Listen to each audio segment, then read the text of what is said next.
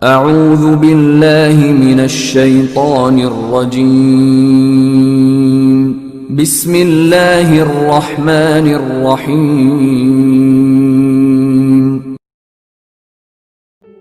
زندہ اور مردہ گھر۔